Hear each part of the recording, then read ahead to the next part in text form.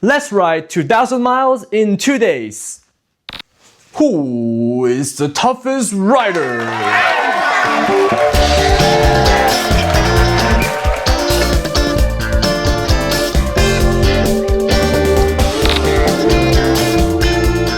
For those of you who don't know, there's something called the Iron Butt Challenge that started in the 80s. They certify long-distance riders who can prove their mileage and show their receipts. I'll be riding with the Oakland Motorcycle Club for the first 1,000 miles and will go on to challenge myself to 2,000 miles in 48 hours. Let's go!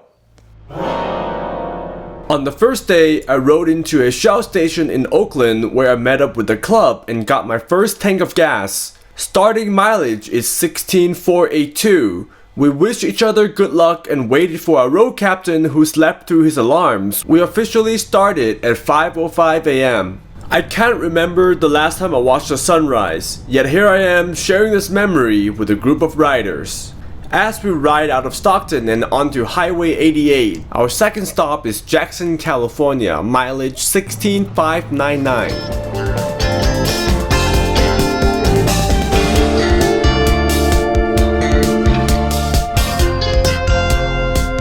Beautiful scenery up in the Tahoe area, but the temperature is the lowest of my entire trip, around 40 degrees. Click here to watch some Tahoe sightseeing.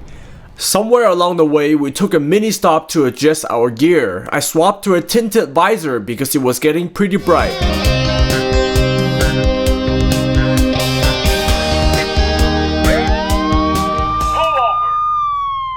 Yup, this is the third time this month I got stopped. Luckily, no ticket this time.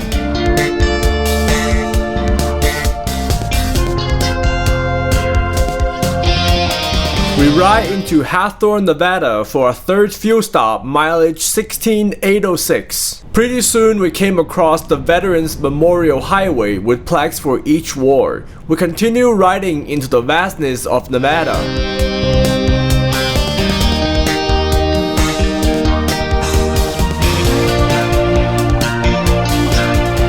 I've never been this glad to see a gas station because I almost ran out of gas. After Beardy is a straight shot through Death Valley. Here's a rare picture of me wearing shorts. This is actually my first time in Death Valley and the view is like nothing I've seen before. The temperature was 109 degrees. I'm happy to report that my Aerostitch suit did very well with all the vents open. And the GS was not hot at all. However, windy conditions brewed up a dust storm. Even though I taped my helmet shut, my face was still getting blasted by sand.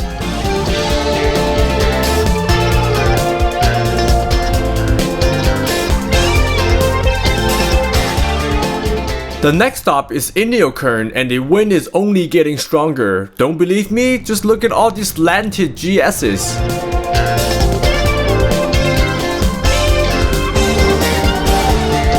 The wind finally subsided near Lake Isabella and we got to enjoy more twisties.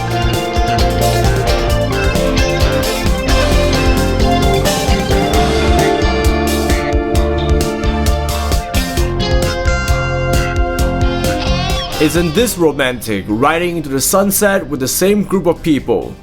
We continued well into the night on Interstate 5. While members of the club are celebrating their 1,000-mile victory, 2 other members and myself are getting ready for our second half of the challenge. What a long day of riding. Hey, good night.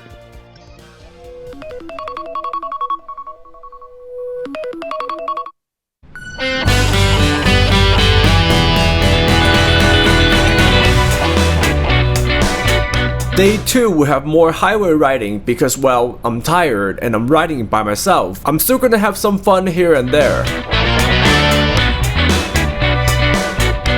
Earlier this month, I rode my GS to Tahoe as preparation for this Iron Butt Challenge. I felt the bike pulling to the left, so I got it 3D scanned and mapped at GP frame. Turns out the frame, axle, and forks are all perfectly straight. I had them put on a fresh set of Michelin Anarchy Adventure. Not only do these new tires look the part, they completely transform the handling and comfort for this longer trip.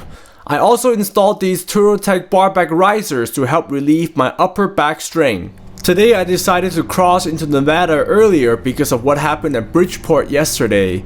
Riding alongside the Walker River was spectacular and around the Walker Lake for more natural beauty before stopping in Hawthorne again. I took a different route than yesterday through Tonopah and Goldfield to reach Beatty. I changed into shorts to anticipate the Death Valley heat, which has already cooled down to the 90s before the sunset. And just like that, I watched the sunset over the ghost towns that once flourished, wondering if they will rise again like tomorrow's sun. It was already dark by the time I reached Ridgecrest for a fuel stop. I decided against Lake Isabella for more highway riding, and that was a mistake because I had to endure heavy wind until Bakersfield. From there, it's a straight shot on I-5, stopping one last time at Harris Ranch before heading home directly. I'll come back for steak another day.